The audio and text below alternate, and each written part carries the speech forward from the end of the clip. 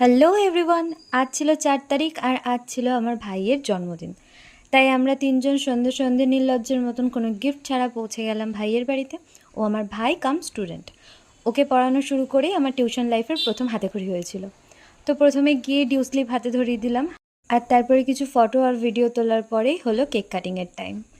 এই ছিল বার্থডে আজকে কেক, আর এই হলো আমাদের বার্থডে বয়।